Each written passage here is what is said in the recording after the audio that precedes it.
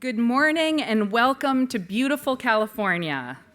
I am Kerry Robinson, and it is my privilege on behalf of the Board of Directors of the National Leadership Roundtable on Church Management to welcome you to our annual meeting. It is a particular delight to welcome those for whom this is the first Leadership Roundtable conference. In a very special way, I acknowledge our visitors from the United Kingdom and Canada. We are honored to have you with us, and we know that your presence will ensure a very fruitful outcome. For those of you who are new to the Roundtable, you will gain an insight over the course of these 2 days of many of the defining qualities and guiding principles that inform all that we do in service to the church.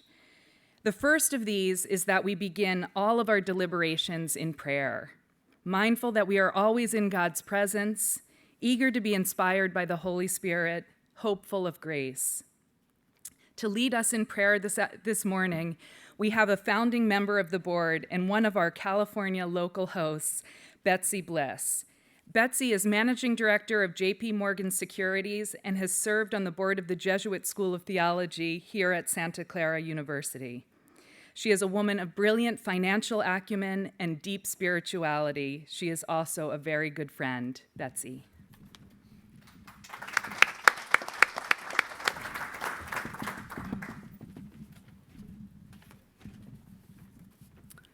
Holy Father, Holy Son, and Holy Spirit, our Creator, Redeemer, and Sustainer. Our hearts are burning within us this morning as we celebrate in great gratitude our coming together. You have brought us from many diverse backgrounds, from ordained and lay vocations, yet we are all united as committed Christians who love your church and want to further her mission.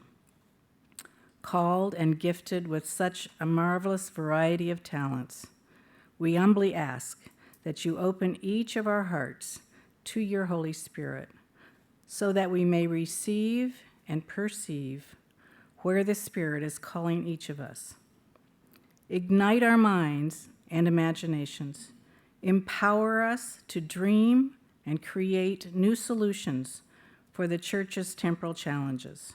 Charge us with enthusiasm, courage, and vigor to take active co-responsibility for the furthering of your kingdom. You call us into communion with you, with each other, as individuals and as your people, and communion with your church.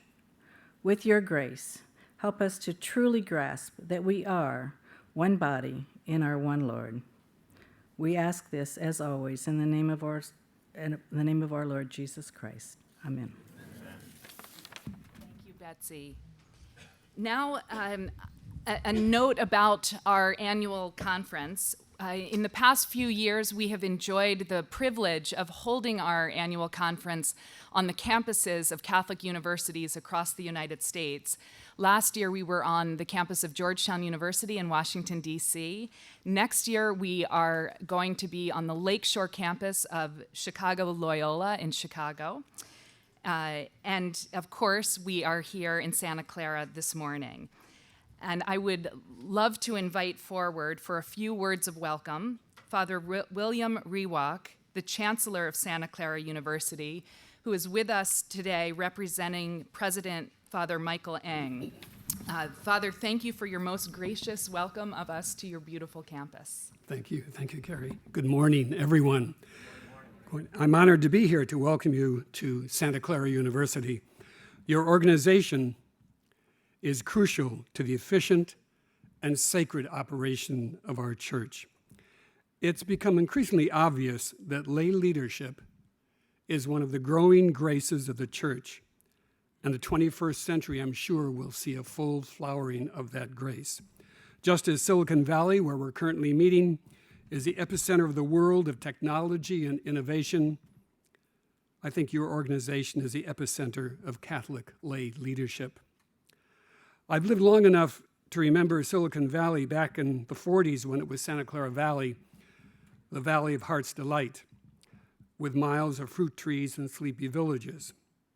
At Santa Clara University, which started in 1851, the first college in California, was a very small block of buildings in the 40s, graduating about 200 students. This year, a few weeks ago, we graduated 3,500 students. But growth is a part of our lives. This valley has transformed all of us.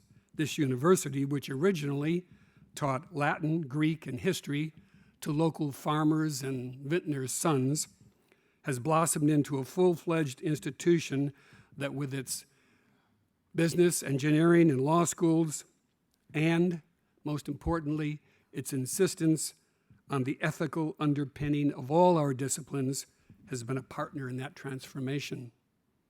We all grow and learn, and then have an impact on our society.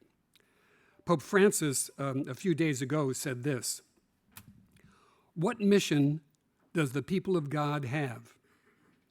To bring to the world the hope and salvation of God, to be a sign of the love of God who calls all to be friends of his, to be the yeast that ferments the dough, the salt that gives flavor and preserves from decay, the light that brightens. May your light, your knowledge, your expertise, and your commitment brighten and bless our church." Thank you very much.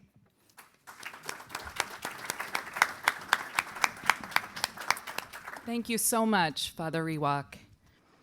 The annual meeting of the Leadership Roundtable provides an occasion to accomplish two objectives. The first is to account for the activities and progress over the past year, and the second is to focus on a particular challenge facing the church in the U.S., with a view to making a positive, concrete, practical contribution toward a solution.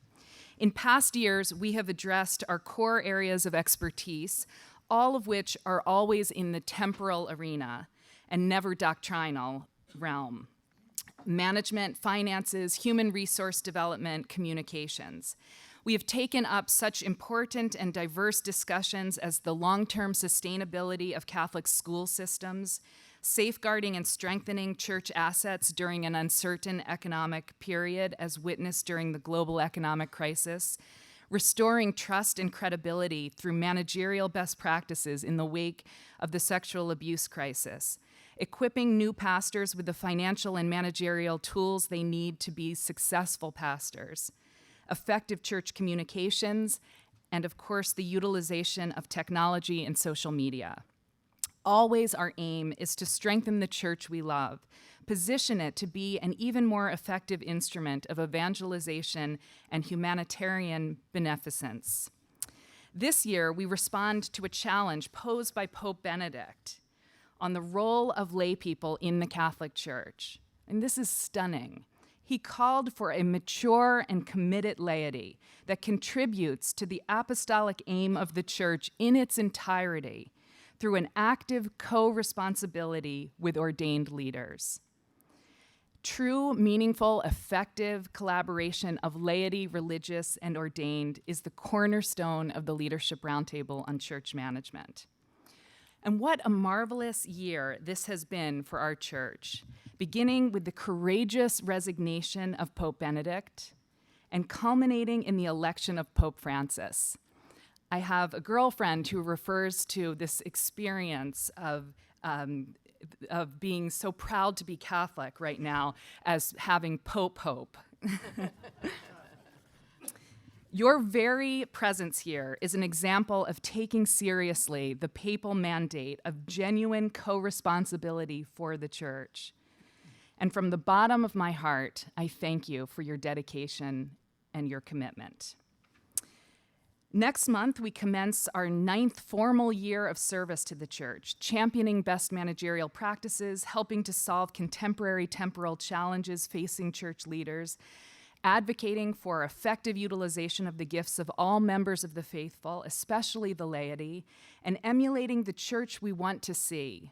It has become our custom at this annual gathering to provide you an account of how we have cared for the financial and intellectual contributions of hundreds of our executive leaders who have shared so generously in support of our mission. It is important that we are accountable to you and that in addition to updating you on the progress of our work plan, the development of new key initiatives, and the success of our strategic collaborations, that we have the chance to benefit from your candid feedback and counsel. We're going to be putting you to work over this next day and a half. I want to now introduce my colleagues, and then I'll say a few more highlights about the roundtable and pass the microphone on to Susan. To my immediate right is Susan King, who is the Dean of the School of Journalism and Mass Communication at the University of North Carolina.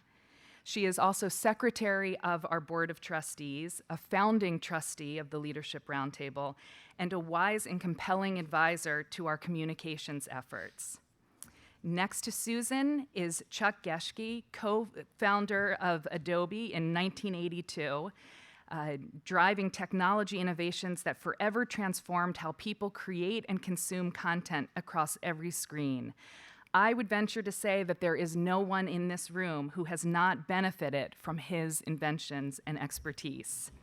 He is also a founding member of the Board of Trustees of the Leadership Roundtable and a good friend.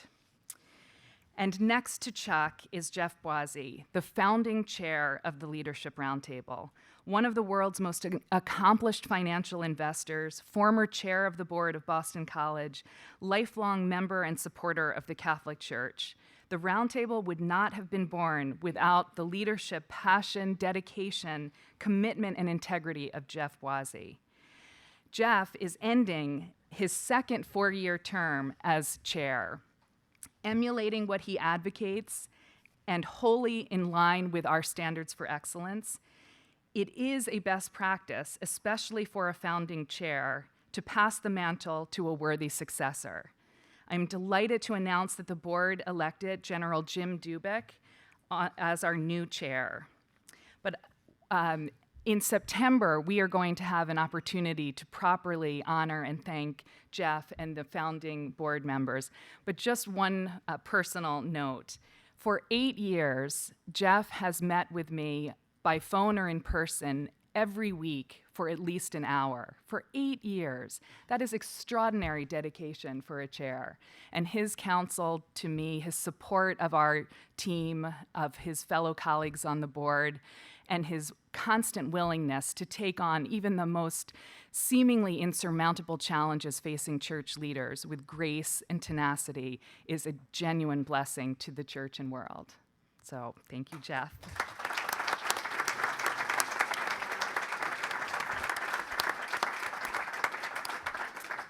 Now, before I turn the floor over to my colleagues, just a couple of highlights to make.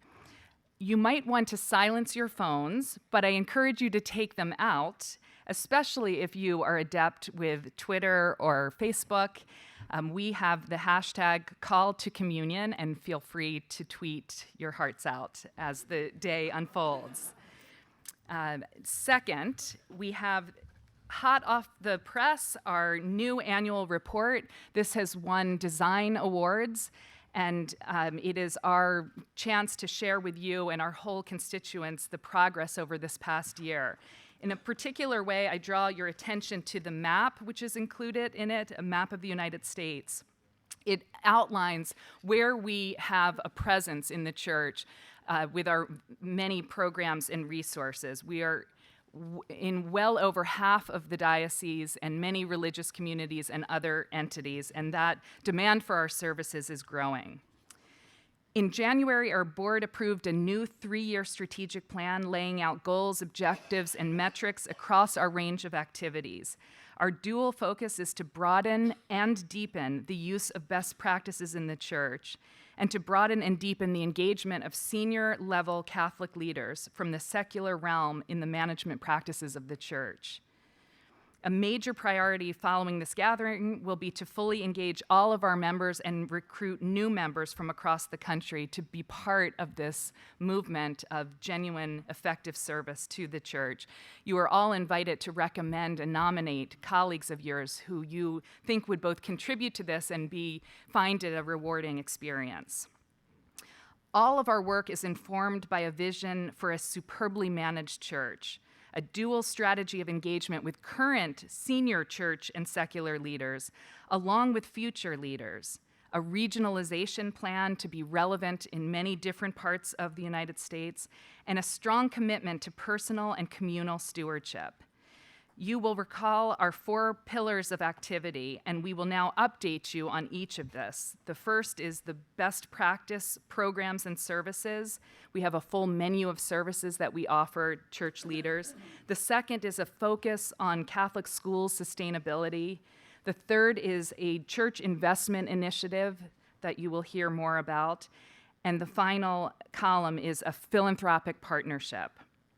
And now I am delighted to introduce Susan King to comment on that first pillar. All right, because you're really saying this, what I'm going to do is take a picture of you all, see, and then I can tweet that out a little bit later. So just to prove that we really are on the cutting edge of communication. We've got some young people here, and it's made a difference. I'm a storyteller. I spent most of my life as a journalist, and now I'm preparing students for a whole new world of journalism and mass communication, which this very place is disrupted in such a way that sometimes we don't know what we're telling them. But they have definitely been changed by Adobe. I will tell you, we are a total Adobe school. Everything that the students do now is on that platform in one way or another. But I wanted to tell a story because in my old job, I was involved in reforming journalism before we knew how the business model was going to be changed. And I came out here to San Jose 10 years ago in June. So it was hitting me as I was going over what I would say today. And I was going to meet at Walter Shorenstein's home with deans from around the country to kind of a discussion on this. So I flew in on Saturday night, stayed at some crummy hotel, and found a church on Sunday morning before I went off to this meeting. And I have no idea what church it was. It was off the highway. It was a very large church. And when I came in for Mass, it was a very large congregation of Filipinos, too. It was, it was just, chock-a-block. And there were 3 priests on the altar. And this is, of course, 2002. And so the sermon was about how bad the media was, that the sexual scandal had happened, and it was a real blast at the media. Of course, I'm biased, so I will say that. But, I always don't shoot the messenger. We make a lot of mistakes in the news business, but we sometimes have that mirror. But I was upset by that because I felt that there was this huge faithful and it was sort of blaming elsewhere. Well, how far we've come. And I only say that because this organization came out of the pain of that experience, the Catholic Church, and wanting the laity, the kind of the early thing, the people who were the starting members, we love this church. We must come at this moment. We must not run away. We must get involved, the church that we love. And so as I kind of went through this, you realize how far we have come in these 10 years. The Pope is not running away from the issue either. That is out there in the way where the church is dealing with it directly. But how would the church and how would the laity and how would the parishes, how would the diocese, how would the school systems, how would they deal with trying to get back to the roots of what is most important? Management is one way. And so one of the earliest ideas was the Catholic Standards for Excellence up there. And the Standards for Excellence came out of the nonprofit field, which has had its own scandals, and problems. And how would we develop trust that those who are funders would understand that nonprofits were what they said they were? And this came out of a movement of nonprofit leaders who wanted to find standards of excellence, ways that they could establish what were the real priorities within organizations. And so Jeff learned about this. Carnegie Corporation, which I was at that time, which I like to say was Andrew Carnegie's money, but a large old foundation, we were supporting work to deepen the understanding of best practices in the nonprofit world. And Jeff said, I wonder if we could bring this into a Catholic arena.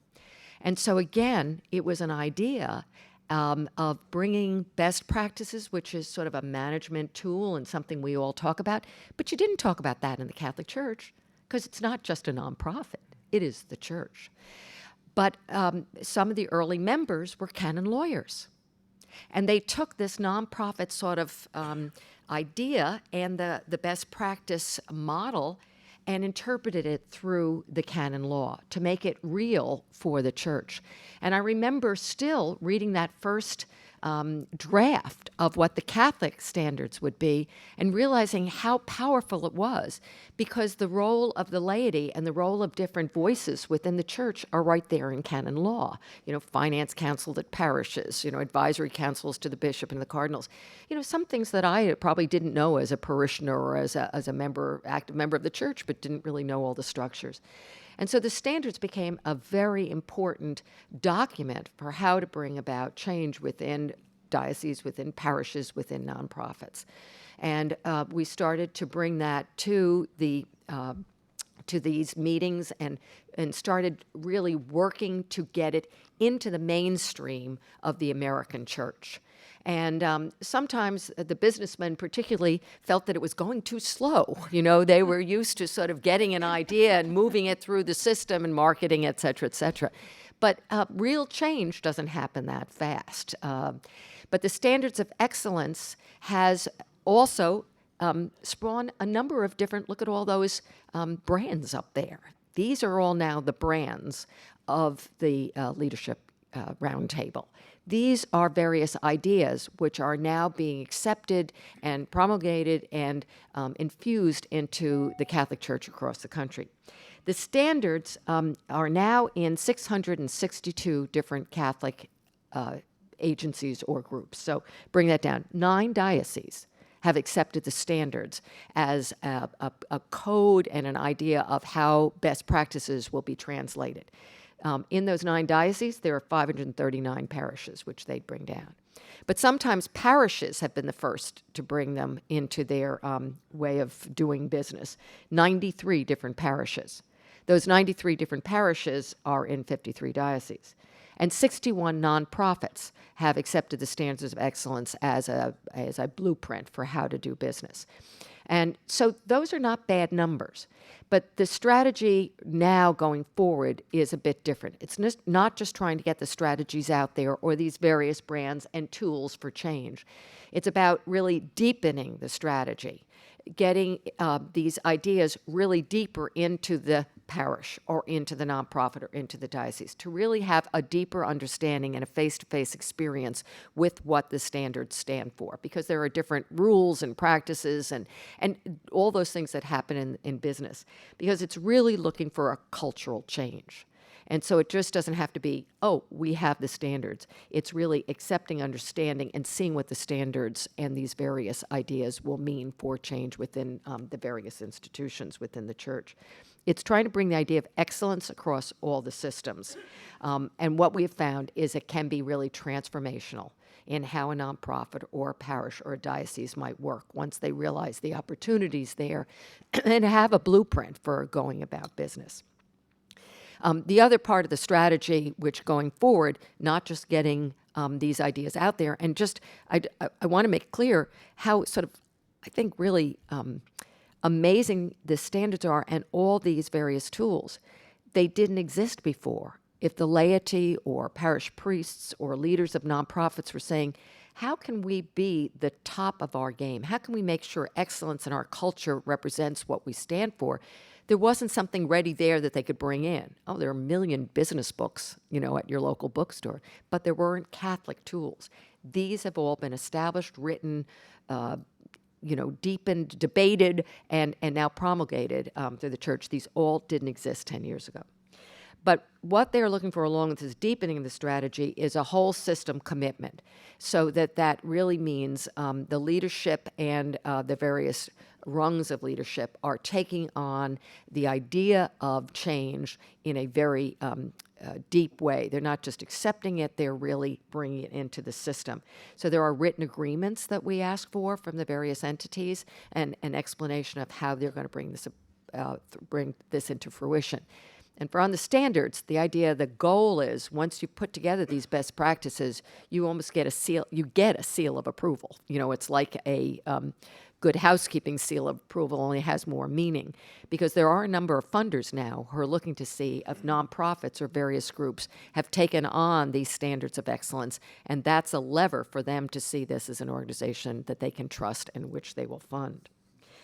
The other idea is all of these different tools and products are focused on bringing solutions to problems within various institutions. It could be financial problems, it could be cultural problems, it could be just management issues, and the idea is there are solutions to them. And what we have found that if church leaders sort of bring in various tools, and there might be different pieces that a parish or a nonprofit might see as key to them. They might not all start with the standards. They might start with something else.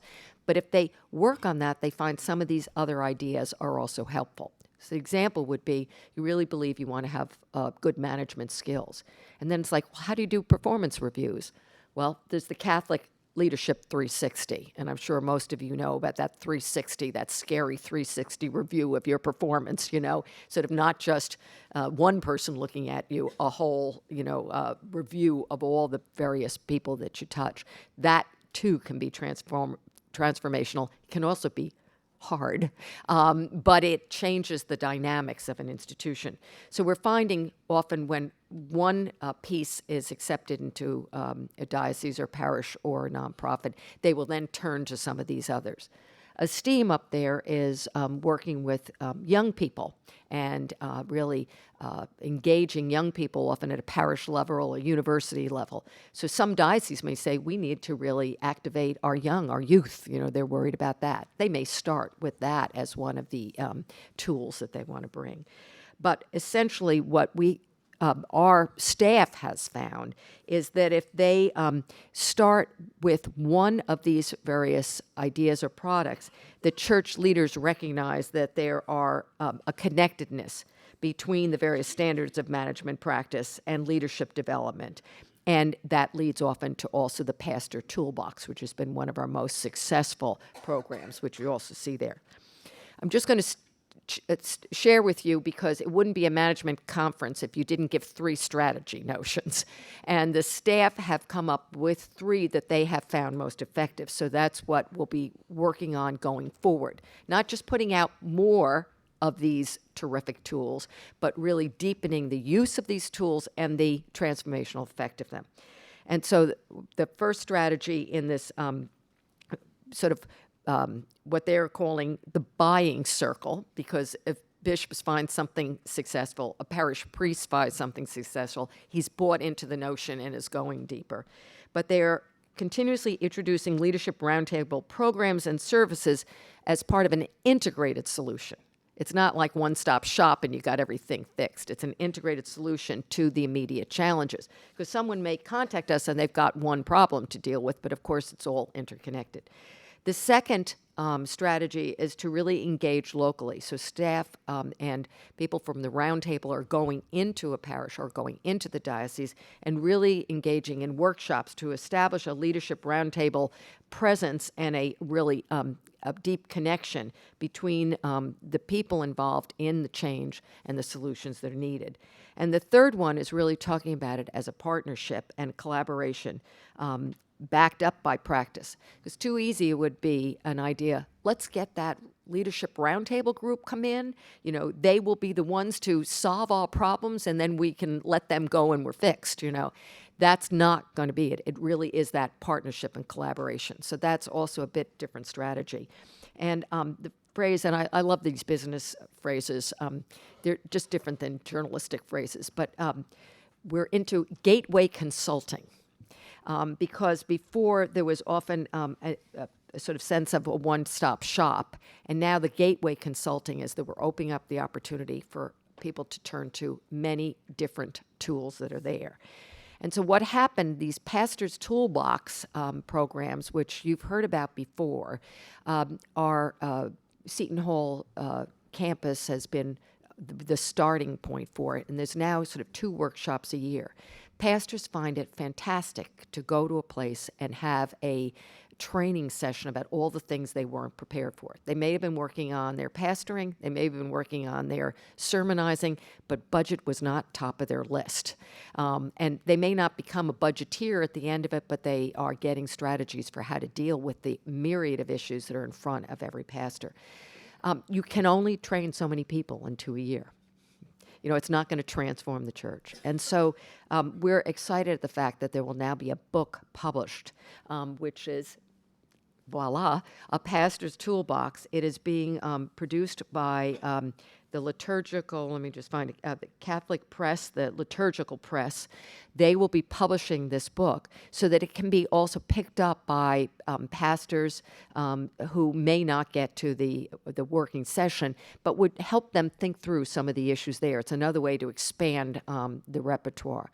We're also doing a little sales pitch to you. As soon as it's out, buy it for your favorite pastor. And you can sign it and give it to them as sort of a Christmas gift or something. We hope it will be really helpful. This is just a sort of overview of where we are. I find it very exciting that 10 years later, there are some answers. There are 662 different Catholic organizations, from dioceses to parishes to nonprofits, who have accepted the notion of we need to really deal with our issues and our problems in a Catholic managerial best practice way. The sense of change, I think, has been really accepted, and progress has been made, slow as it is. But I can feel a change in those 10 years of this organization as a partner with the church, no questions asked. In the early days, it was like, who are these folks? That's not the question anymore. The bishops have come for the advice and the counsel of many of you and many of the members and staff that are here.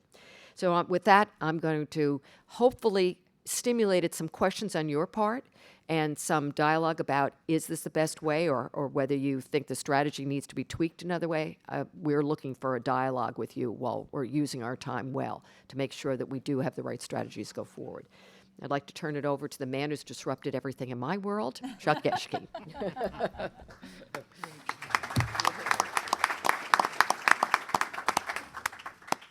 Well, I want to thank you for being a great customer.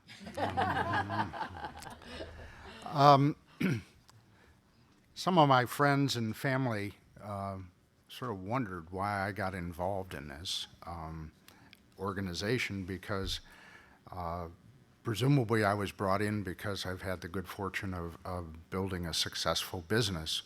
But anyone who knows me knows I'm not a businessman. I'm an engineer who had to become a businessman to achieve what engineers want to do, which is to build things that millions of people use. When my partner and I started our company, people started to ask us as we employed them, well, sort of, what are the rules of behavior of us as a company? And John and I looked at one another and said, well, we're not going to sit down and write a bunch of rules. That's a little bit like the people who had to author those catechisms that we were all exposed to in school, and somehow they never actually answered the hard questions. So what should we do? And I said, well, I think we ought to make it really simple. To be a successful business, it was pretty obvious to us that we had to deal with, of course, our customers. We had to deal with our shareholders once we became a public company. We had to deal with our business partners around the world, had to deal with our employees, and we had to deal with the communities in which we operated. As I said, coming up with a set of specific rules about how to do all of those things just seemed to us like it was a waste of time. And so we adopted a very simple principle. The Adobe way of dealing with all of those constituencies is whenever you encounter someone, you just simply treat them the way you would like to be treated. I suspect most of you know where that principle comes from. At least I hope you do. And I had a very good friend of mine who said, you know, I've been thinking about it. And if you look at the fact that Christ said there are really only two things: love your God and treat your neighbor as you would like to be treated. And if you do that, you get to heaven. So why do we need those 10 commandments? They seem much more complicated, and they're all negative for the most part. So what I realized was that culture had become a very important ingredient in the success of building a business. And it's interesting that the church has tremendous amounts of doctrine and all sorts of principles to talk to us about, but its culture began to fall behind where the culture of even businesses were, who were successful businesses in this country and throughout the world. And it was time to bring those principles of what it meant to create a great culture to the church, because the church is a huge organization. In fact, I'm always fond of telling people, I've got this great company I'd like you to consider investing in. It's got billions and billions of dollars of fabulous assets all around the world. It has one little problem, and that is that the CEO has several thousand direct reports, and he only sees them once every 5 years. Would you invest in that company? And the answer, of course, is no. So there are a lot of things about the structure of the church and the culture of how it operates where, as Susan has described, and as I'm going to make a few remarks on, particularly on the Catholic schools, we think we have a tremendous amount to offer just in terms of our experience, and from that experience, help the church to be more effective. I'm sort of glad I got the schools pillar to talk about, because I am an alumnus starting from kindergarten all the way through high school and university, a Catholic student. And some of our children have been able to go through that same sequence. And to see what impact the schools had, particularly on, I feel, on me, was an important part of my life, an important part of my ability to be successful so far in my career. There isn't much time left, so I guess we don't have to worry too much about the failure side of it. So let me talk a little bit about what we're doing in the area of the Catholic schools. Back at the annual meeting a couple years ago in 2011, we were asked by church leaders to start to focus on the sustainability of the Catholic school system. As we all know, it's been under tremendous economic pressure. All of that wonderful free labor that was there when I went to Catholic schools is no longer available. And so we really need to think about, from a fundamental economic point of view, how to deal with the temporal issues associated with that set of school systems. And there are roughly 5 things I'm going to talk about very briefly.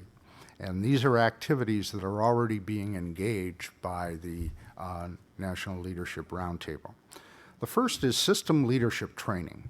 And there we're focused on 3 projects.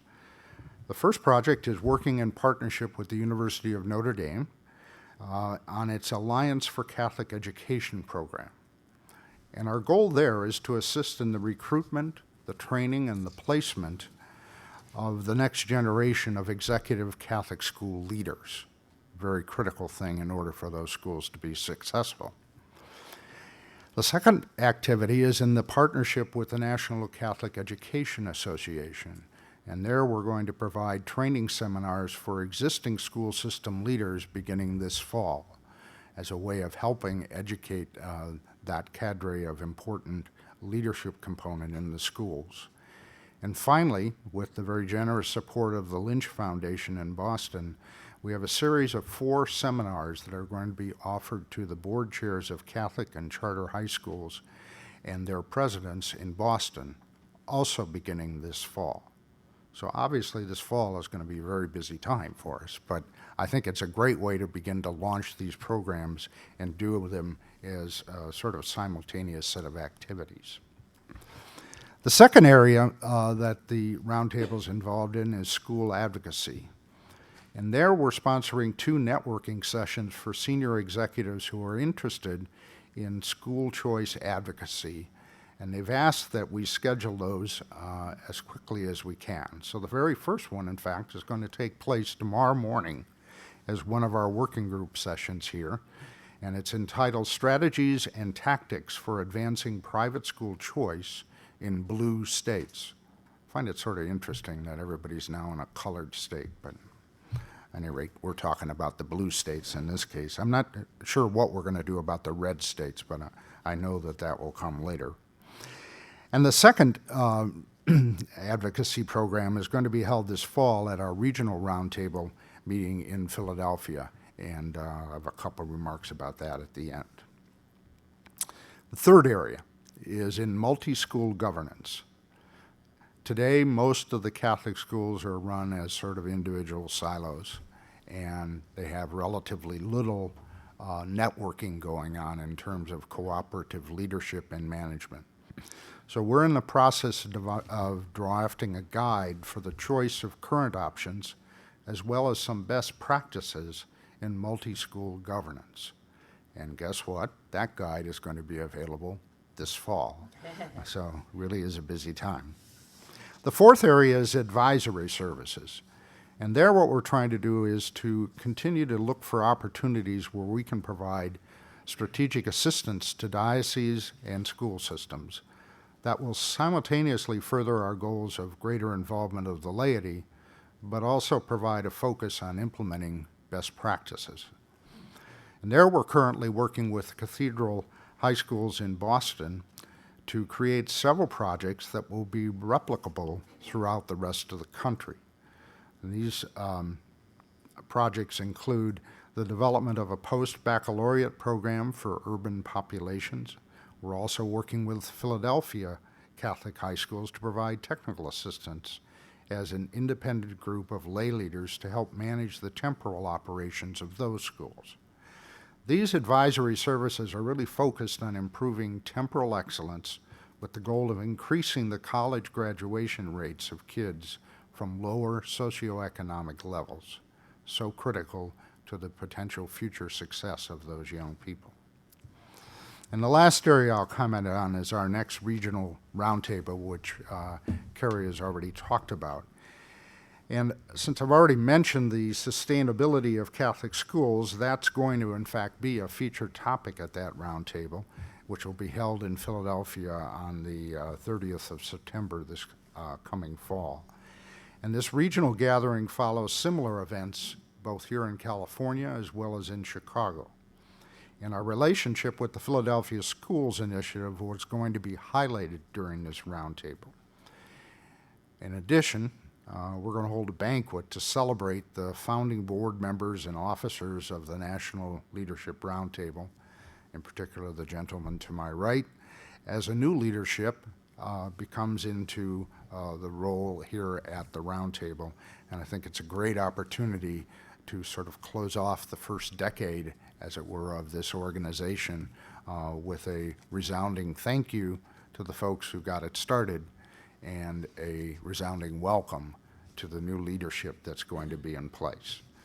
So I think with that, I will turn it over to my colleague, Mr. Boisi. Thank you, Chuck. Thank you very much.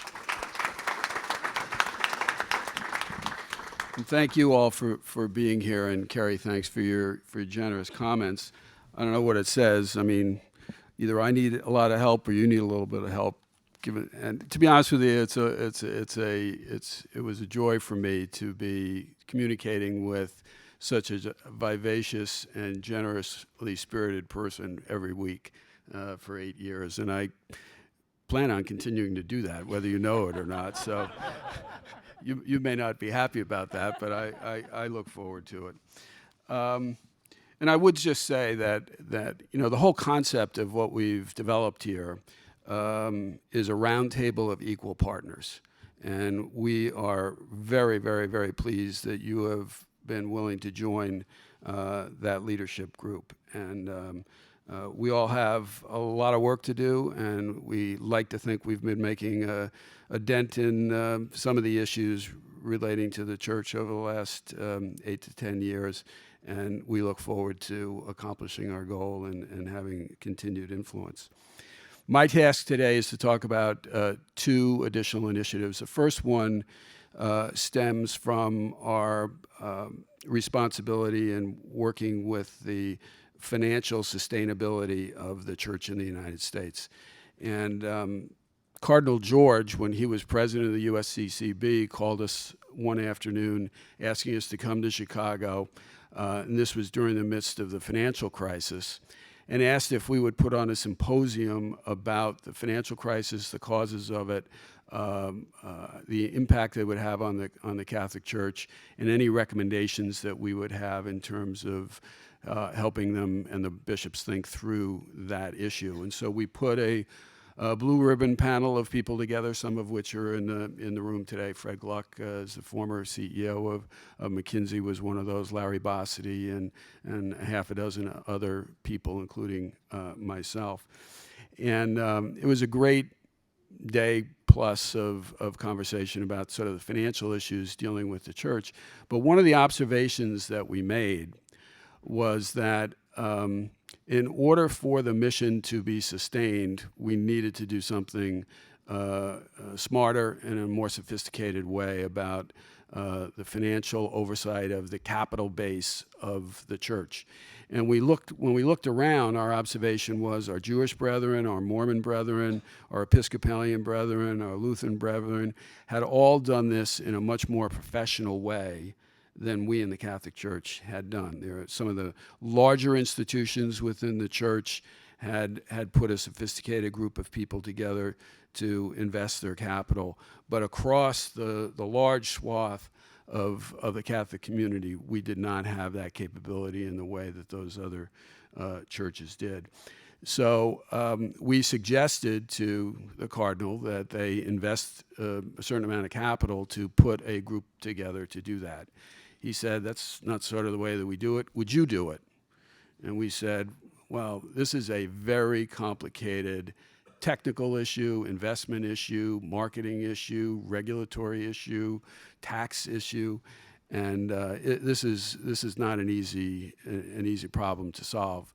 But we decided that we would take it upon ourselves to do that. So over the last several years, we've been working at that. And to be perfectly honest, we sat down and said, is there anyone within the church who is really doing it effectively? And we found a couple of organizations that we thought were sort of close to doing it. But for those of us who come from the financial services community, we came to the conclusion that it really wasn't the most sophisticated, best practice way of doing it. So we decided that we, through the National Leadership Roundtable, would create something ourselves. And so over the last 2 years, basically, we've been working hard at putting this together, and we finally feel like we have done that. You're going to hear in probably more detail than you want if you go to our session on this this afternoon or tomorrow. I guess this afternoon we'll get into the detail of it. But over the past year, we have pulled together a terrific group of people. You'll meet Brian Hughes and John Erickson and Katie McKenna, who are the marketing team behind this group. Casey Whalen Sellers, who is our CIO, joint venturing with us, came out of the Yale investment community, was the number 2 person at Rockefeller University, ran the New York Public Library System endowment. Our COO, who operationally runs the investment part of the operation, is a guy named Stephen Hopkins, who founded Goldman Sachs' asset management business, then went on to JP Morgan and founded their online private bank, and then ran the $450 billion Citigroup money management business. So you're talking about extremely sophisticated people, and they've built a 15-person team around them from an investment standpoint. And the National Leadership Roundtable and Roundtable Investment Partners in that group have created a joint venture to offer across the Catholic community, essentially at the top line, and we'll get into detail later today, 3 approaches. One is an outsourced CIO or Chief Investment Office capability, and then 2 pooled vehicles, one on the equity side and one on the alternative hedge fund side, which we'll talk about. Over the course of the last number of months, Brian and John and Katie and a few others of us have been reaching out to Catholic institutions, from universities to hospitals to Catholic nonprofits to a variety of Catholic organizations, provinces of various orders of religious women and men, among others, to identify bellwether leaders who want to come and partner with us in this endeavor. And the whole notion is by pooling capital together in a sophisticated way, we can achieve better returns in the utilization of our capital, so that you don't have to raise as much capital. The capital that we do have will be generating a greater amount of income. And the notion here is to take a page out of the book of the Harvards and the Yales and the Notre Dames and the Santa Claras and some of the other larger institutions that have been able to bring together sophisticated money management capability to greater use of their particular mission. And what we observed is that so many dioceses and mid-size Catholic institutions all the way down to the parishes have really no ability to gain access to the best money management assistance across the world. And so we have now developed an ability to do that.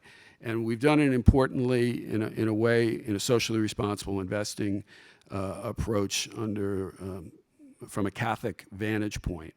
And again, to put this together from a technical standpoint, given all the registrations and, the regulatory environment that we're dealing in, the tax environment we're dealing in, and the various constraints that I was just describing, has been a real brain teaser. But I think we finally come up with something that we all can be proud of and can be very useful.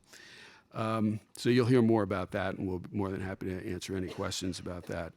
The second thing I wanted to mention is the Mid-Atlantic Congress and the Bishops' Workshop. Archbishop Laurie called us about a year or so ago, wanting to duplicate what you have been doing here on the West Coast for a while, to do it on the East Coast, bringing Catholic institutions from that part of the country together, but particularly to put on a workshop for bishops. And he asked the National Leadership Roundtable to joint venture with them to do that. And that took place in Maryland earlier this year. And to me, one of the most interesting parts of it was a day session that we had with the bishops. We had a dozen bishops and a number of other leaders from their diocese, together with our board and some other experts that we brought to the table. And we created little focus groups on a variety of different issues that the bishops indicated to us that were most important and intriguing to them, in terms on issues of leadership, management, human resource development, financial resource issues that they were facing, and different structural issues. And just to have a confidential, very high level, chief executive to chief executive kind of conversation about the way that experiences that some of us from the secular world have dealt with some of the issues that they were facing, and vice versa. And a number of us participated in that. And it was really quite an interesting and invigorating experience. And I think from the comments that we've gotten back from them, and the invitation to come back and not only do it again with that group, but a larger group of people, is something that we think we've touched on something here that can be extremely helpful to give a peer-to-peer confidential environment for the bishops to let their hair down a little bit and expose their frustrations, experiences, positive and negative experiences that they've had in an environment with other executives who have had sort of similar kinds of experiences. And I think it was very, very well received, and something that we're looking to do more and more of around the country. So with that, Kerry, you might want to talk about the fourth pillar. Great, thank you. Our fourth and final pillar of activity is the Catholic Philanthropic Partnership. We are identifying and engaging roughly the nation's top 100 philanthropically disposed Catholic families across all 15 regions. They are contributing financially to support the work of the Leadership Roundtable, allowing us to continue to respond to the needs facing church leaders. But they're also coming together with our board as a strategic think tank on best managerial practices. We are prevailing upon their own expertise and perspective as philanthropists who have made investments in the church over many decades to be part of this solution-oriented service to the church. These are always involve high-impact initiatives to solve temporal challenges facing the church. And they are also providing us the necessary capital to expand. Just in the last month, we had a wonderful simultaneous outreach from 3 important Catholic philanthropic networks in the country. The Philanthropy Roundtable has expressed an interest in partnering with the Leadership Roundtable, particularly on schools and our action-oriented approach to helping sustain Catholic school systems. And in September, we will be jointly sponsoring a session September 30th on our schools' work for their members as well as our members. The Papal Foundation has expressed an interest in exploring a partnership with us as well. And then our very beloved FATICA, Foundations and Donors Interested in Catholic Activities, helped create the Leadership Roundtable 10 years ago. And several of us serve on FATICA's board as well as the Leadership Roundtable's board. And we are going to be working very closely with FATICA's new executive director, Alexia Kelly, to figure out ways that together these 2 networks can eliminate any duplication of effort and, more importantly, maximize the collective impact strategically. And when I think of this, the synchronicity and dynamism of bringing together serious Catholic philanthropic capital and serious intellectual action-oriented capital, if you will, really helps create a lay force of consequence that the church can benefit enormously from. It's incredibly complementary work. On the one hand, we will be maximizing the impact of the grant dollars so the philanthropist is happy, and we are busy at work creating a culture of managerial excellence for the church, ensuring that Catholic entities are worthy of great generosity. Everyone benefits with this partnership. So that is just a little brief overview of some of what we are about. There's plenty more, I can assure you. We are a very active, energetic team. And I would now, I think, like to open it up for discussion, questions, challenges, your candid feedback. We have 2 particular questions just to orient you, but of course the floor is open to anything on your mind. We're asking what grabs your attention from what you have heard this morning, and what else would you like to hear about where the Leadership Roundtable is going to be putting its energies and resources. So the floor is open. Yes, please. Good morning. What grabbed my attention was the excellent product and services strategy and offerings that Susan articulated for the, best practices, standards of excellence. I guess what I'd like to learn more about, though, is linked to that. What is the sales strategy that you all have to reach out to the diocese and the parishes? I think the number I heard you say was over 650. I mean, I don't have a feel for what kind of penetration that is at the diocese and the parish level, and I'd love to know how we're going about building those relationships at the diocese and leveraging down at the churches. Well, I know I'd like the staff who is really doing the face-to-face piece on that really give you an idea, because they've learned a lot in the process. And we do sell these, by the way. I mean, we gave them away at the beginning, but this is also to be a sustainable organization. That's part of the deepening of it, that you realize you have a resource here. It's not just a handout, and that puts skin in the game, as they like to say. Who you want to answer that? Jim? Okay. Yeah. The The most effective Introduce strategy. yourself, Jim. I'm sorry, I'm Jim Lundholm-Eads. I direct services and planning. So the services you saw up there, that's what I manage for and deliver with the Leadership Roundtable colleagues here down the back here.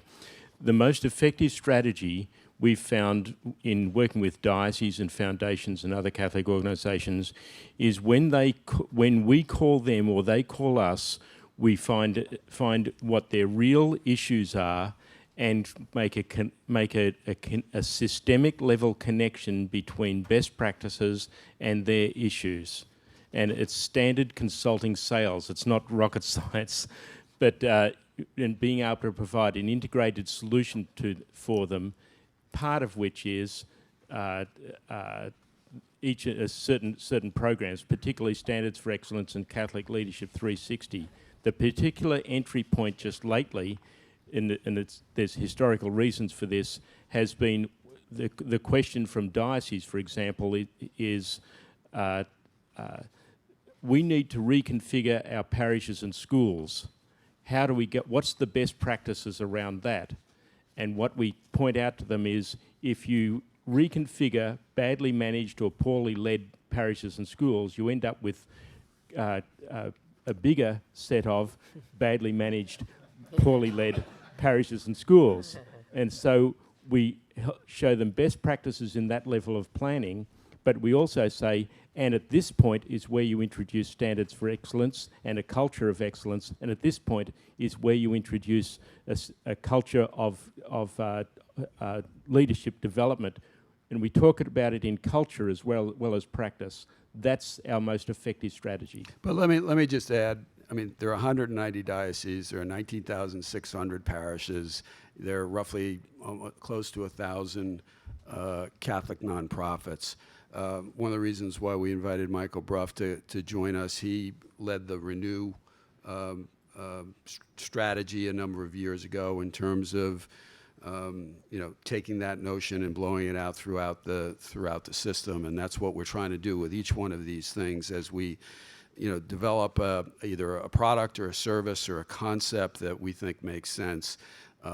There are specific people who are responsible for communicating at the 190 parishes, and we're identifying, what our market share is, how many contacts we're making, what are the products or services that are being used by each one of them. We've tried to develop some joint venture relationships with some publications and whatnot to help us distribute the standards of excellence and working with the standards of excellence organization that Susan mentioned in Maryland that the Carnegie Foundation was part of. So we developed joint ventures to try to work with some of these people. But there are organizations who are represented around the room and around the country that we are looking to develop joint ventures with to use their marketing and distribution capability in order to amplify what we have. But that's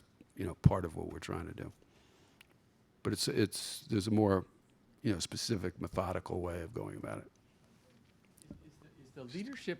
Is the leadership capital a conceptual construct, or is it an operative fund, or no? We have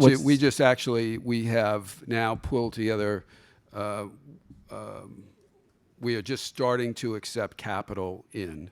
There's the CIO that I talked about. I mean, they're running $1.5 billion worth of capital right now. What we're doing for the Catholic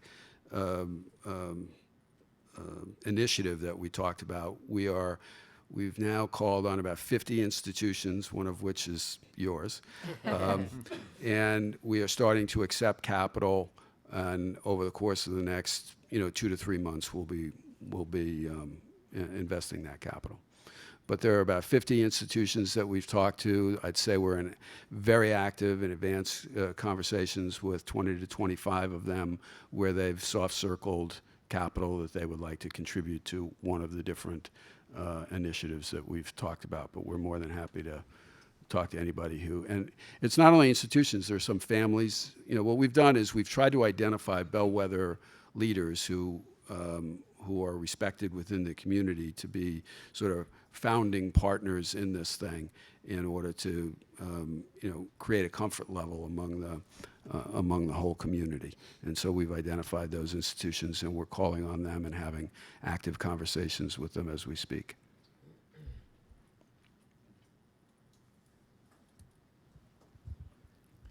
Good morning. I'm Father Nathan Castle. I'm the director of the Catholic community at Stanford. You're already doing so many things. It's generous to even ask the second question about what else ought you be doing. But I have a suggestion, or at least a wish. I've been in campus ministry 24 years, and a lot of young people are trying to learn about their faith, and they're trying to do it online. A lot of the resources that are online that are Catholic offer what I think are very simple answers to complex questions, and the online format kind of lends itself to that, with simple questions and answers. Nuanced conversation online is a little harder to pull off, and in the kind of the church political environment, it's hard to pull off a lot of places. But I'm interested in what are best practices now, because we've started at our place a Center for Theological and Spiritual Formation, where we're trying now to bring in people, including some that have already been I've seen here this morning, to do that kind of education in live time and then do video of it.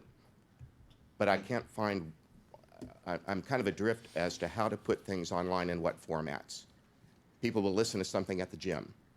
They'll listen to something on a road trip. But I'm not sure what best practices are in the church with regard to the use of online educational resources. I want to ask Jim Dubeck to speak about what we are doing with technology. It hasn't been shared with the population that you are referencing, although it could be soon. And but this is a really innovative contribution that Jim brought from the U.S. Army for application to the church.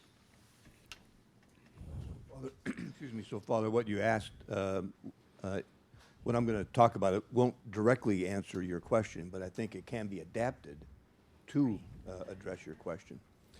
So the program is CatholicPastors.org, and it's an online community of practice of priests, pastors, in which they share best practices, ask each other questions, reinforce one another, in which the geography means nothing to them.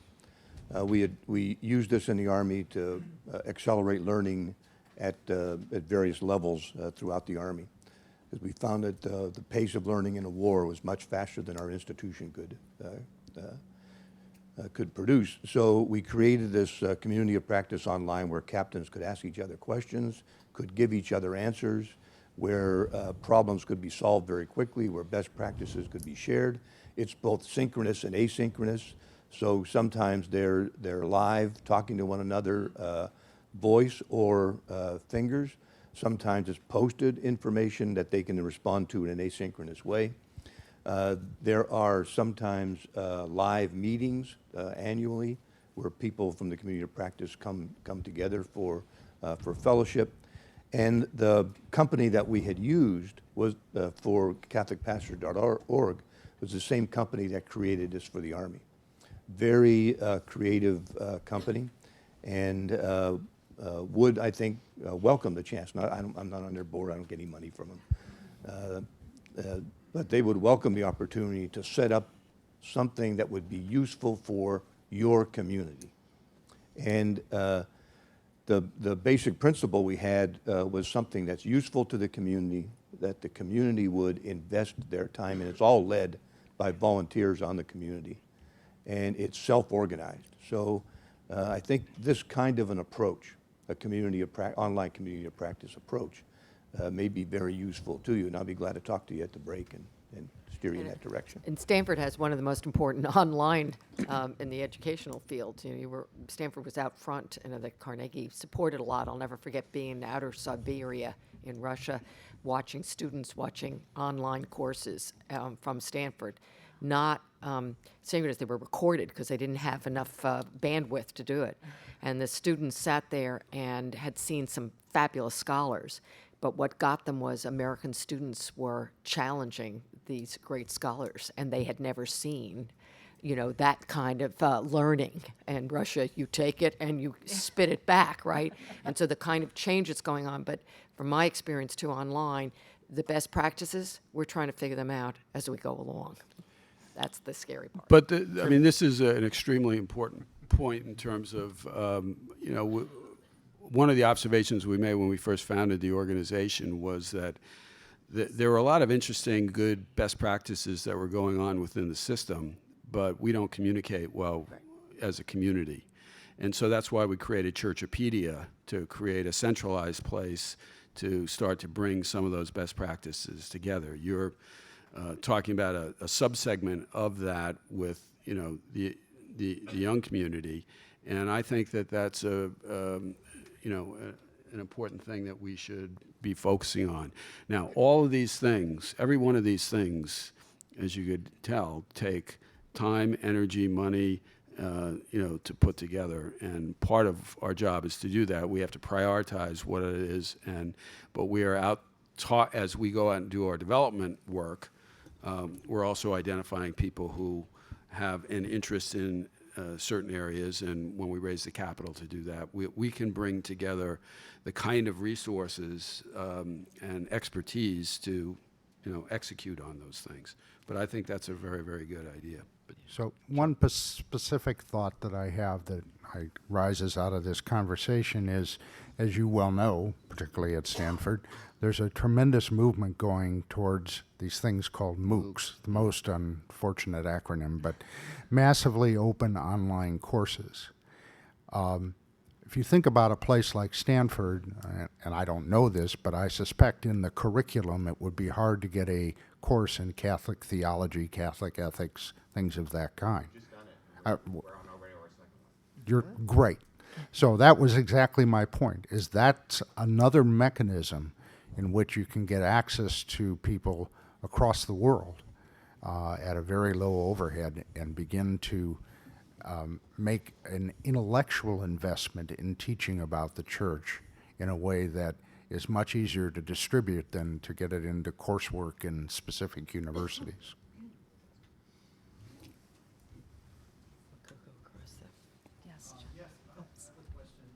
I come from a slightly different field. I'm a theologian and teaching here at Santa Clara. I won't talk theology, I promise you. And I've just become the director of the graduate program in pastoral ministry. So we're training pastoral ministries. These are the people who are going to be the lay leaders. And as you know, 80% of all of the ministry in the church now is done by the laity. And 80% of that is done by women. So it's very important that we train these people. And I will be asking for help in what you think they should know. That's not my issue. My issue is right now that they are not well paid. It's very, very difficult for them to have a sustainable income in a particular parish or a diocese. Now, I know you all know that this is a serious problem, but I think it may be one of the most serious problems. We had a discussion of this not too long ago, including Ms. Myrick, who made an interesting contribution and possible solution to this problem. And that would be to have a nonprofit organization that would pay a decent salary to lay ministers, that would partner with but be independent of the parishes and the diocese, so that there would be a continuous guarantee of income to the parish lay minister beyond the role of a particular pastor or a particular bishop.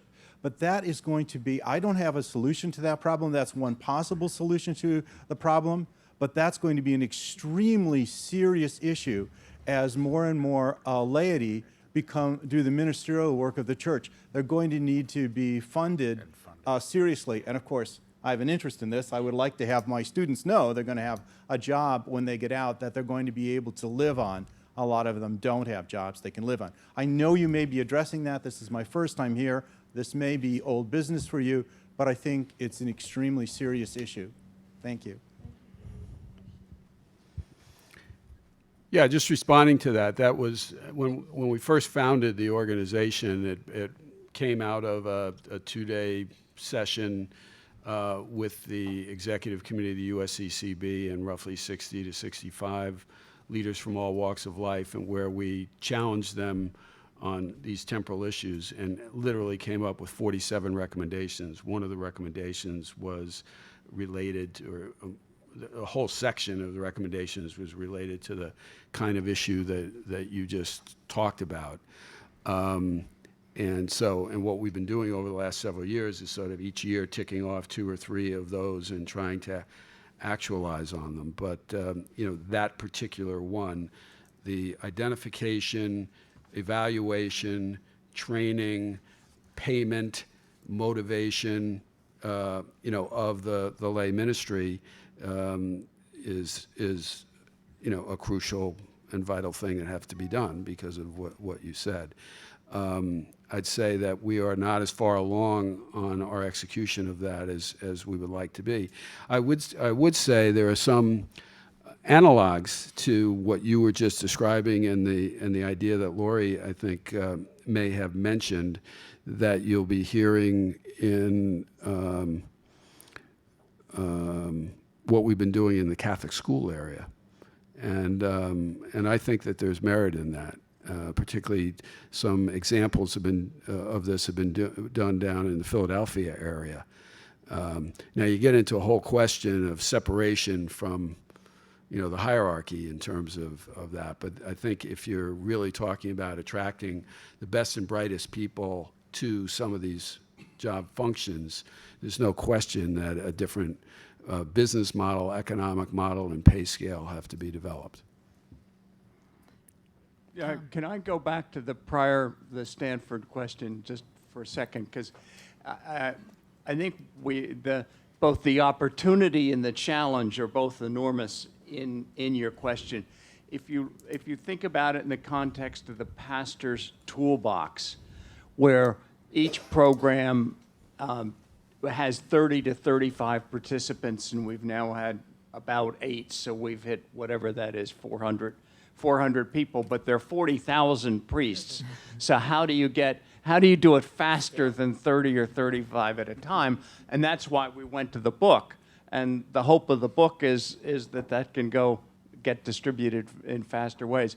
But the program, which is a set of about 15 individual modules, calls out for distance learning as the way of distributing it, because then each of the 40,000 pastors can do it at their time and at their opportunity and choose the modules that they want and ignore the modules they don't want.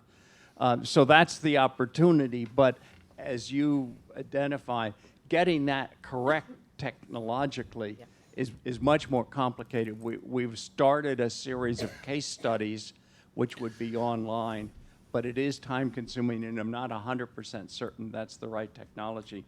And part of it is, and if anybody could help, I'd love to know what it's going to look like 5 years from now, because that's what we'd like to design for, not what it's like today. I'm Sister Katerina Schutt from the University of St. Thomas, the St. Paul Seminary. I was intrigued by the fact that all 4 of you spoke about relationships quite a lot, and starting with Kerry about lay ministry, and this is definitely the topic that's ongoing. Perhaps the new book will address some of my concern, but I've worked in seminaries for over 30 years, and what I worry about most is the newer priests and their, let's say, lack of desire to work well with lay ministers. There are surveys that show they're less willing than the older, priests who've been in ministry for some time.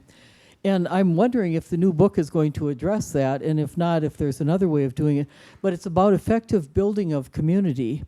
And it seems to me it's about theological and psychological and sociological dimensions of relationship, not just the business relationships, which are also very important, and evaluation as being part of that, that's very good. But there's no back and forth evaluation. It all comes from the top, especially with the newer priests.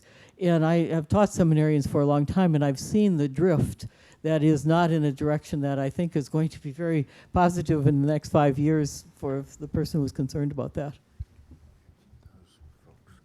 And do you have a sense of why, has there been a study of why that is, or is it just being observed by those of you who have been teaching for a period of time? There are some studies that have been done, and it comes from their background, from the whole attitude in the church and so on. So perhaps with Pope Francis, there will be some change, but it comes out of the environment from which they come. And those who are electing to come to the seminary, those who are coming to the seminary are more likely from a very traditional background. A study has shown that about 7% of young people, the millennials, and as the study was done by Kerry, are deeply committed to their faith. And that it's from this group that most of the young priests are coming. So the ones who are kind of middle range Catholics, or particularly those who are not particularly interested in Catholicism, find it very hard to identify with the theology of the newer priests. And so it's a matter it's related to some of those issues.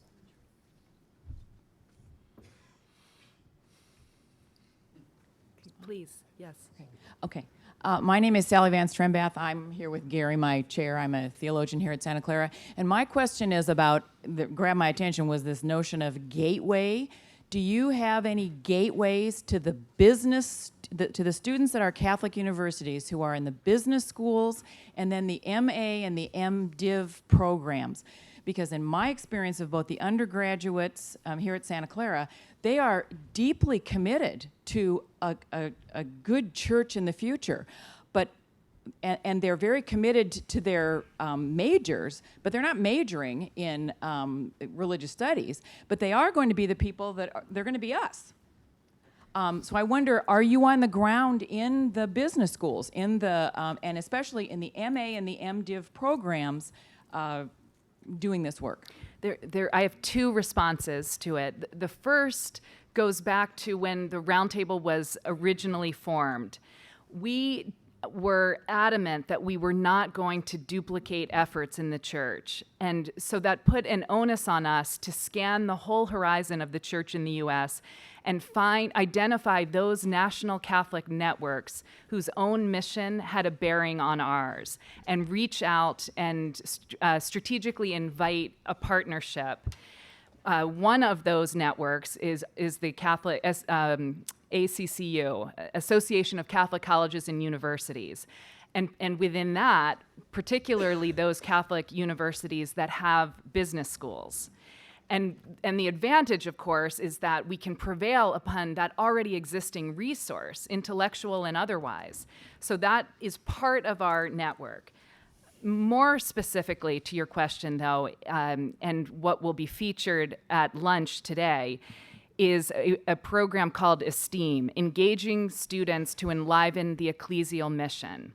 This is a partnership. It's a national young adult leadership formation program in partnership with St. Thomas More at Yale University and the Leadership Roundtable. It's in 12 campuses, Stanford being one of them. And the genius behind it was this recognition that, as you have just given voice to, there are incredibly talented young adult Catholics studying at Catholic colleges and non-Catholic colleges. And they have a great love for the church, and they're not jaded, and they're serious about their faith, and they want to be a leader and an active participant in the church that they want to see.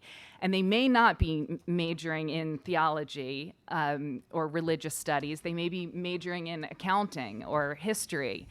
But what happens to them is they graduate from this positive experience of church at the university level. And we as a church have said, it's okay if they drift away while they're busy starting their careers and families. They'll come back when they get married, have a child, or experience a personal crisis. And at the Roundtable, we said, that is not a good strategic plan for the church. First of all, it's not happening anymore, you know? So we wanted to try to stem that chasm right from the beginning. And that led to the creation of STEAM. And really, it's a fantastic curriculum that has been developed that can be adapted at the local university level for all the participating universities. And it equips the best and brightest Catholics with a sense of ownership for the church. It exposes them to ecclesiology, canon law, social justice teaching. It's kind of a crash course in how the church operates. And then when they graduate, they are positioned to serve on a diocesan finance council, a parish pastoral council, the board of trustees of a Catholic social service provider, et cetera. And we think that this is going to encourage this next best generation to stay actively engaged with the church.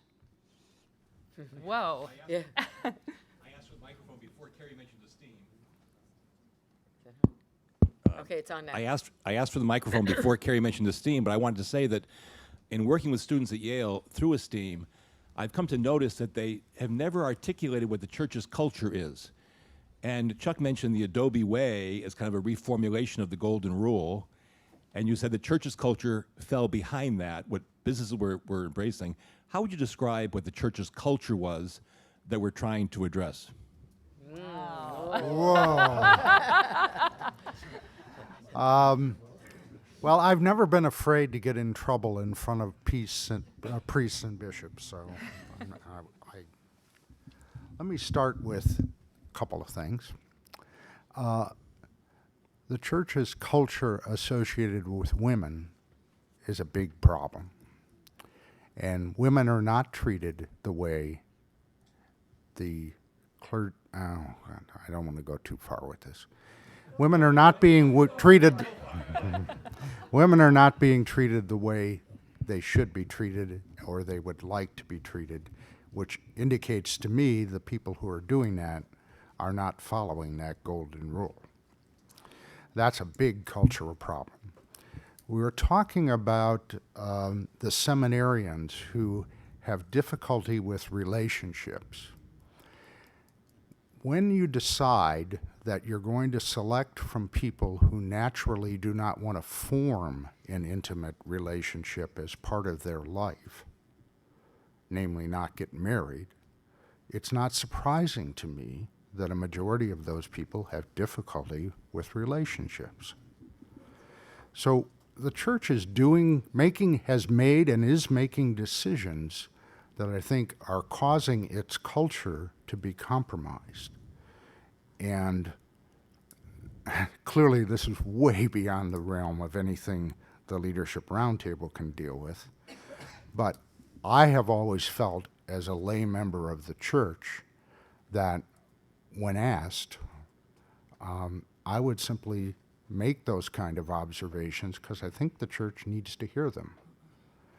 And unfortunately, I don't think those observations are being made with enough impact and perhaps not being received well when they are given. But as I look at the church and I look at the relationship that my children have with the church, I see a dramatic distancing from the attractiveness of the church in terms of how it deals with them. And I think the church needs to come to grips with that. And that's a cultural problem. From my point of view, it has nothing to do with the message of Christ. Christ never said no women. Christ never said to his apostles who were already married, don't get married. Come on. That's not Christ's message. That's the church's message. And I think the church needs to think about the difference between being a carrier of the message of Christ versus continuing to indoctrinate the culture that it has decided to assume over the last 2 millennia. End of sermon.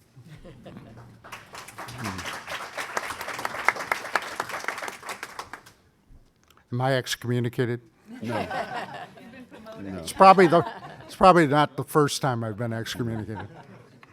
John. Father John Hurley with the Archdiocese of Baltimore. And first, I'd like to say thank you to the Roundtable for the partnership we've had with the Mid-Atlantic Congress. I think, as Jeff said, last year was extremely exciting, and it's even more exciting to be working with Michael and the rest of the staff on that. When Father Nathan raised that question before, it did raise another constituency beyond the one I think he wanted to address. But Jim, has there been any thought, when we look at leadership, I think very often we can get trapped into thinking diocesan and parish leadership. But there's also campus ministry leadership, which very often falls out of the forgotten child sometimes in dioceses, and that's an area that I'm responsible for.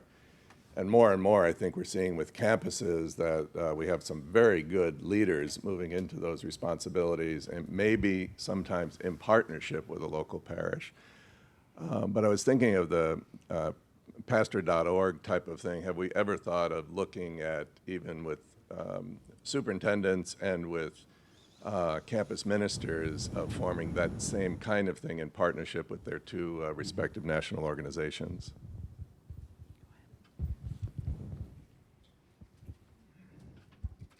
Sure, Father. So with the superintendents, yeah, we're thinking in that direction. And actually with CatholicPastors.org, the group can easily accommodate a sub-community of practice called campus ministries. It's a self-organizing phenomena. So if you could maybe give me a name of one or two campus ministers, we can contact them, see if we can encourage them to form a sub-community online. They're already priests, so they're well, not all are priests, yeah. Well, I think what's happening yeah. today is more and more campus ministers are not. Okay, I got it different, yeah. Priests that come in for sacraments Yeah. and those sorts of things. Yeah. No, we had not yet talked about a lay equivalent for leadership. We had kicked that around in terms of priority back to Jeff's point, and our decision was to go with pastors first. The other group that really we think that this might apply is women religious groups. We know that there's a possibility there, and that was one of the alternatives for the pilot group. So now the CatholicPastors.org is really up and running and doing pretty well. It might be time now to branch out and determine what's the next best step forward in that kind of community of practice. So thanks for the suggestion.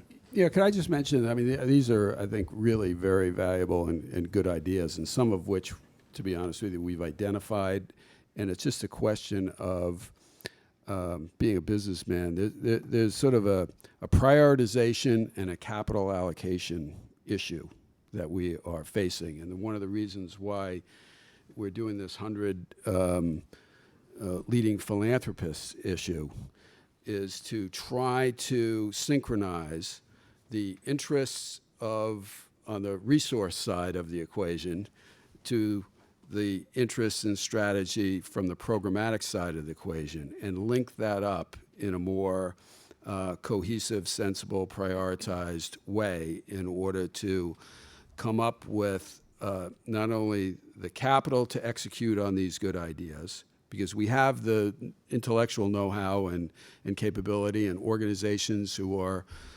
really focused on some of these issues in a thoughtful way, but just don't have the resources to do it, and convene those people in a constructive way. That's one thing. The second thing is, as leaders of the community, I think that, and to be honest with you, we've made a lot of strides over the last number of years in working with the USCCB and the hierarchy in general. It was shocking to some of us to realize that even though when we started to get invited to the USCCB meetings, and I know that there are some USCCB people here today, there was no priority in any of their meetings on temporal issues. It was not part of their agenda.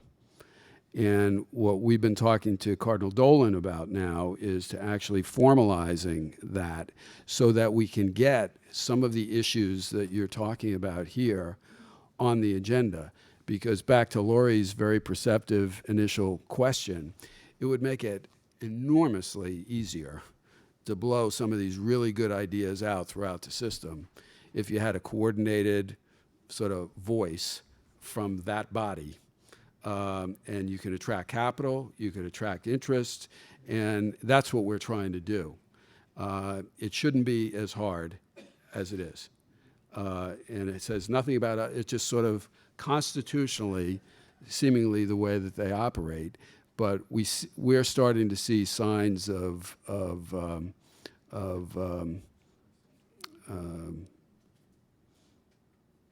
light in that area. I choose my word carefully. But if we as leaders can encourage them in that direction, and also, and the reason why we're having sessions like this is to see what are your higher priorities, because that moves some of these ideas up on our higher priorities. And if we can link them with the resource side of the equation, then we'll get things done quicker. And that's what we're trying to do. Arturo Chavez with the Mexican American Catholic College. I first want to thank the Roundtable for, from the onset or from the beginning, really striving for inclusion and including us in these meetings, us in Hispanic ministry.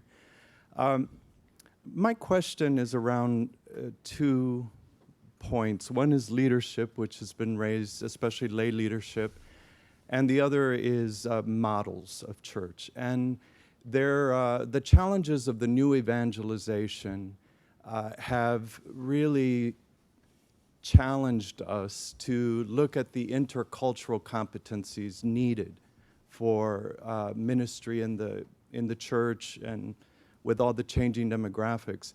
I think that businesses get it, and the globalization and the being able to communicate effectively across cultures. I think business is way ahead of church. So I'd be interested to hear what you might be able to draw from that for the church. The second is about models of church. The new evangelization resonates very much with us in Hispanic ministry because our model of church is a missionary church, not so much one that is focused on institutions and institutional processes, but it still needs accountability, the missionary model of church. So with those two things in mind in terms of model of church and intercultural competencies, I'd be interested to hear your comments. Well, again, I'll just throw my 2 cents into it. Coming from a business standpoint, I would agree with what you've said. I think business is way ahead of where church is in this regard. And it's a combination of identifying leaders who understand their culture, their historical culture, but also understand the culture of the medium in which they are operating in, and combining those and finding the right people to do that. I will say you could be extraordinarily helpful to us. We do not have enough Latino leadership at the board level of this organization and at the council level of this organization. And we have sort of implored identification of people that you think are both men and women of Latino backgrounds to help identify those people so that we can incorporate that into our plans and knowledge and whatnot. That, for us, that would be the first thing. I'm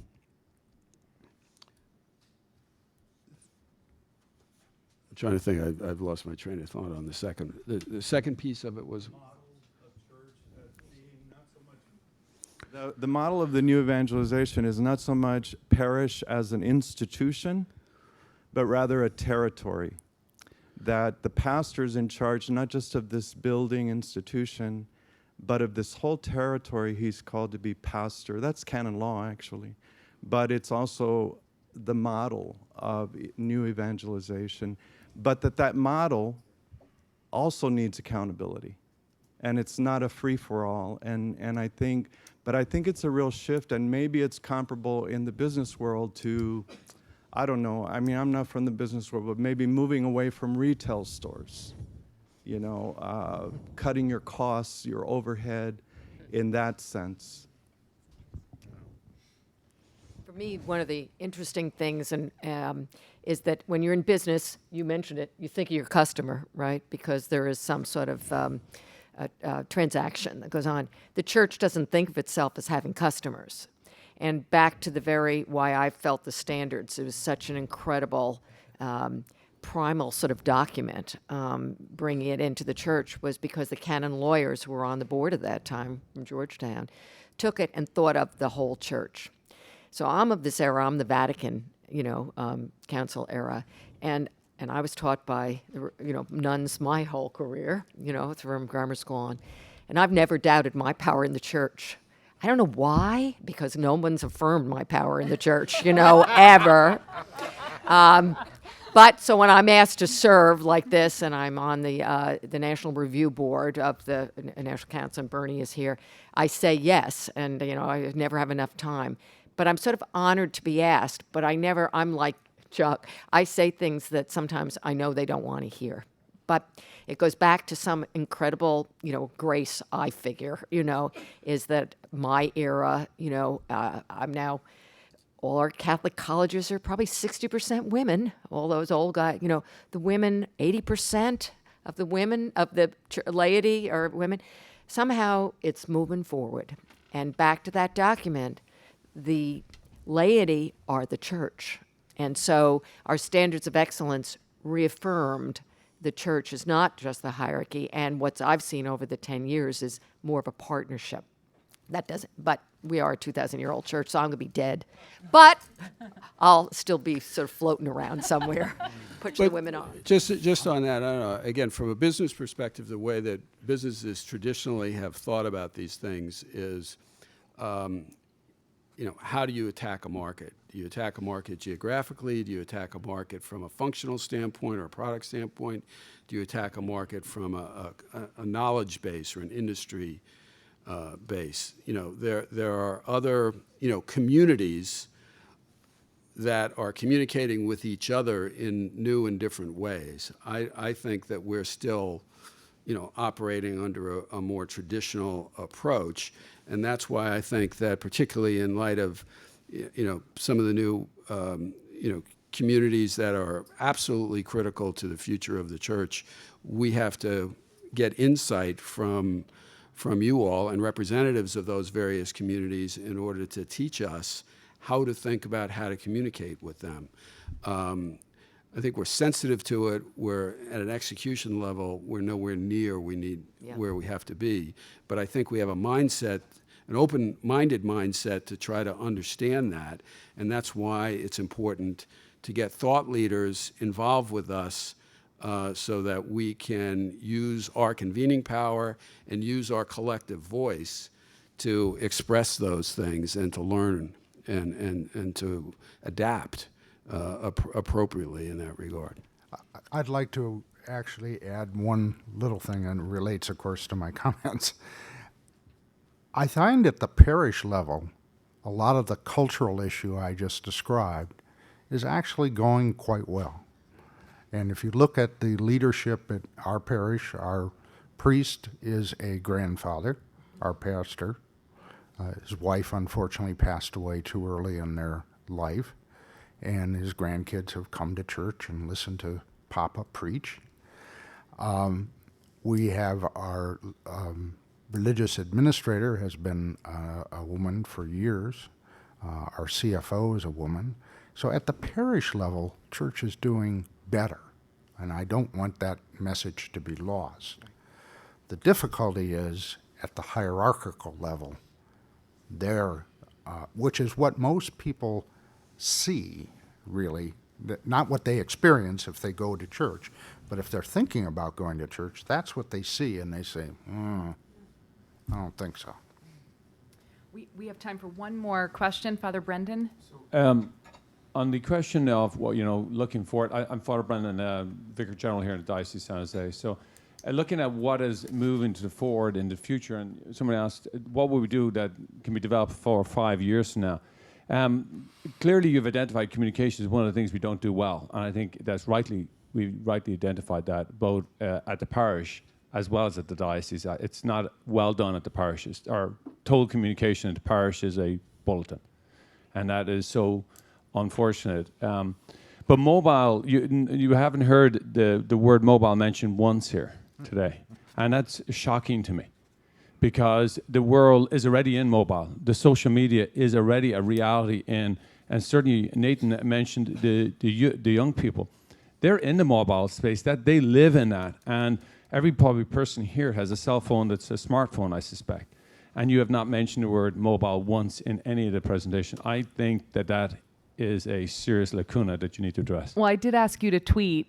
Were you Yeah, here? I know. I used my phone to take your picture. And we're tweeting it like crazy. No, but I mean at a strategic level. I mean a strategic Yeah. level in communication that includes, and I think a lot of the questions that have been asked today, because they're not in the social media, they're not being taken up. Right. If we managed in a way to address that in a very strategic at a higher level, I think you could gain some, because going into the mobile space is very expensive, and there has to be some sort of aggregation of resources. And at one level, once you get there, it can be very cheap and inexpensive to get the message out, because things can go viral very quickly. Such like the book you're referring to that you're talking about, is that, unless you can get something like, lynda.com sessions available on that, priests are not going to come to do it, just because they're just too busy and they don't see a value added. So somehow we've got to get into the online learning space, the blended learning space. We've got to use mobile media, and I don't know how you address that, but I would suggest that's two major things: online learning, blended learning, to get to priests, and online, the idea of using that, and mobile media and social media. Excellent, thank you.